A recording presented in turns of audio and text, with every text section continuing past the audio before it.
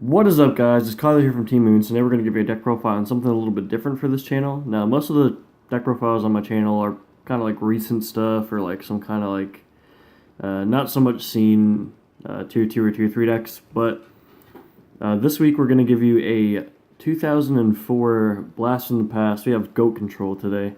Now, for those of you who don't know what Goat Control is, it's the 2004 format based around Thousand Eyes Restrict and Scapegoat and Metamorphosis when all those cards are legal. And basically you're just trying to control your opponents using one-for-one trades with cards and getting card advantage off your Magician of Faith and your powerful spell cards and stuff like that. It's a really, really fun format. It's one of the most played formats, actually, other than the current format. And for people who are looking for something for just something that's not like super meta to play at their locals or at larger events for like a side kind of type of deck, this is a really good deck idea. A lot of people do play Goats, and it's really, really fun, and I am very glad I started playing it, actually. So without further ado, we're going to get right into the deck.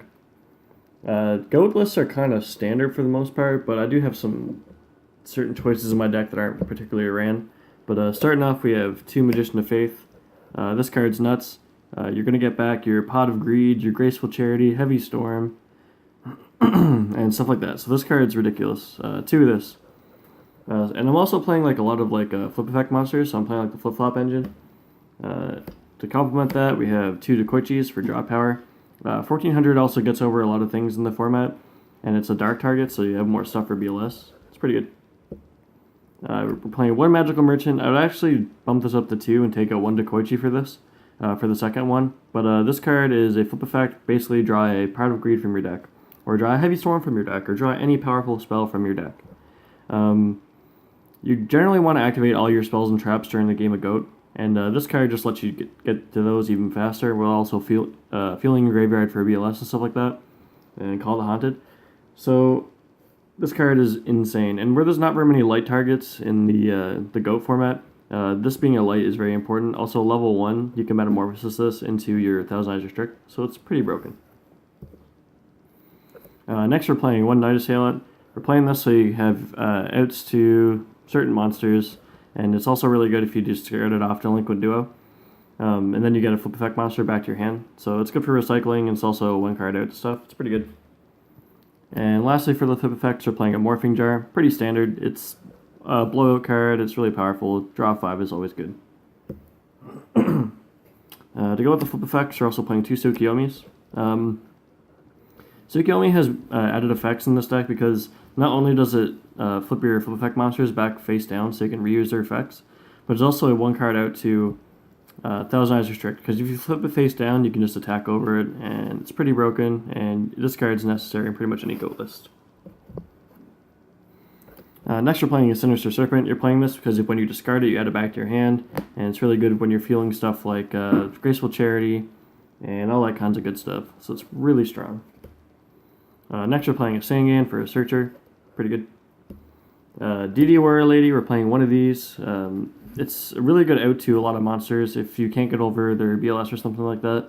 If they attack into it when it's face down, banish the BLS and stuff like that. So it's really good for getting over power cards. Next, you're playing an Air Knight Parasath. They're playing this for piercing damage, and it's also a level 5 light. So it has added synergy in the deck. But the piercing over Scapegoat tokens is really good, so they'll take 19. It steals games easily.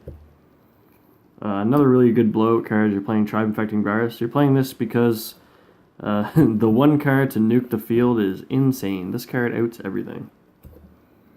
Next, you're playing 1 Spirit Reaper for some added defense, because turns out being not be able to be destroyed by battle is really good for this format.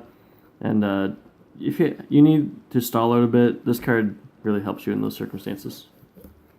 Next, you're playing 1 Breaker the Magical Warrior. Sometimes you need to pop the back row, and I'm not playing Jinzo in this list, so 1 of these is pretty important. Next, you're playing a BLS, Light and Darks. He's the most powerful boss monster in the Goat format, so I mean, you have to run this card. And lastly, we're playing 2 Ixarian Universe. You're playing these for the same reason as Air Knight Parasath, to do piercing damage to your opponents over the Scapegoat tokens and stuff like that. This card's insane. And with all the flip effect monsters that have really low defense, this card can just steal games by itself. That's it for the monsters. Next up for the spells, we're playing 1, 2, 3 Metamorphosis. This kind of goes without saying. This card is insane. Tribute 1 monster, special summon a fusion type monster from your deck. Your extra deck with the same level. So your level 1s turn into Thousand Eyes Restrict, your BLS turns into a Gatling Dragon, etc., etc. This card's insane. Next we're playing 2 Scapegoats. I'm not playing 3 because I find 3 you clog and you draw it too often, and then you can always recycle this anyway. So 2 is fine, you see it when you need to. It's not mandatory to see in your opening hand, but it's a really good card, so we're running 2 of those. Next we're running 2 Noblemen of Crossout. With all the flip fact monsters in this format, you're running these because they get over every one of them, and it's a 1-for-1 outing a monster, which is very important for this deck.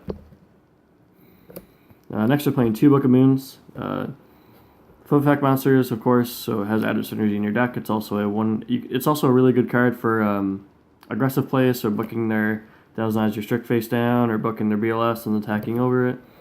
Or it's also really good for defensive plays, so if they're trying to attack for a game, you can book them in their stuff so they can't get 2 life points. Very good.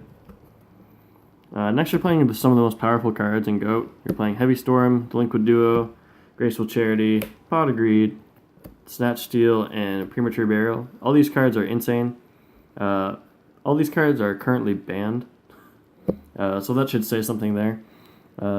These are all the cards you want to see off of your Magical Merchant. So if you see any of these cards and you can recycle these cards with your Magician of Faith, you're pretty much guaranteed to win the game, based on who sees the cards more often and sooner. These all go without saying. I would run multiple of these if it was had more than one in the format, but of course it's not.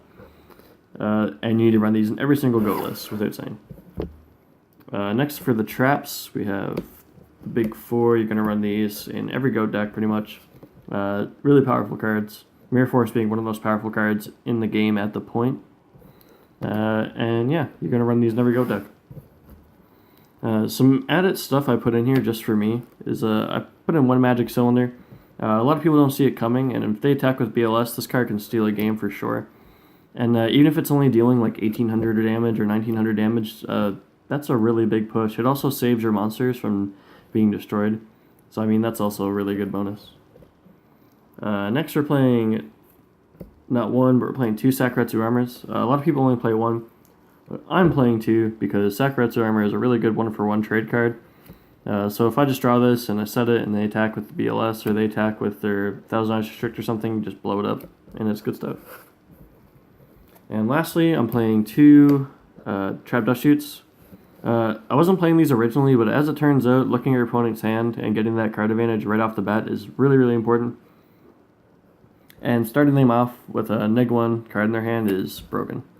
Gotta run this guy. So that's it for the main deck. And for the extract, you gotta play your boys, because it wouldn't be GOAT without goats, am I right? Next you're playing 3000 Eyes Restrict. Goes without saying, it's GOAT control. This card is controlling your opponent every single turn. I need to run 3 of these. You're gonna go through them. Next you're playing some level 3s. It's not really important on which ones you play, but like Dragoness is probably like the strongest one, and you're not gonna use Metamorphosis on your level 3s very often, so it's whatever. Playing some level 4s, Darkfire Dragon, and this guy. This guy has 50 more defense, very important. Not really.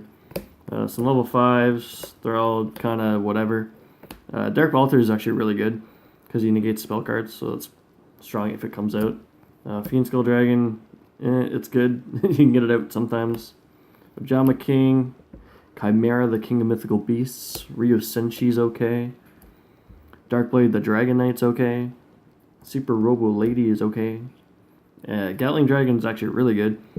Flip coins, if you flip 3 heads and you destroy 3 cards, it's broken. So if you summon your BLS, uses Banish effect, and then summon this, and then get rid of 3 more things, potentially, it's really strong and you can go for game easily. And Dark Paladin.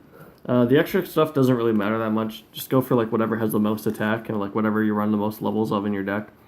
The only things that really matter is kind of like the Thousand Eyes Restrict, because you need to run those, because it's the basis of the deck, so you need to run it. So other than that, guys, that's the whole deck profile. not going to show a side deck because it's kind of like an old format. I don't really side in it anyway. But if I did, it'd just be stuff like Jinzos or whatever. So if you have any suggestions of what you want to see from me in the future, this deck was actually suggested to me on a Twitch stream that I was in last night. So I figured I'd do him a favor and upload this for that guy. His name is Abbott. He's pretty cool. So upcoming in the future, I think I have a Watt stun deck, a 60-card Bujin deck, which did pretty good at the small event I went to recently this week, and Subterrors in the future after I get the new support, because I don't have the new Maximum Crisis cards yet, but when I get those, I will definitely upload a profile of those for you guys. Anything else you want to see, just let me know in the comments below. I check them very often, and show your friends, like the video, subscribe please, because it's helping me a lot. It gives me a lot of motivation to upload more videos for you guys. Anyway guys, that's Kyle from Team Moons, signing out, goodbye.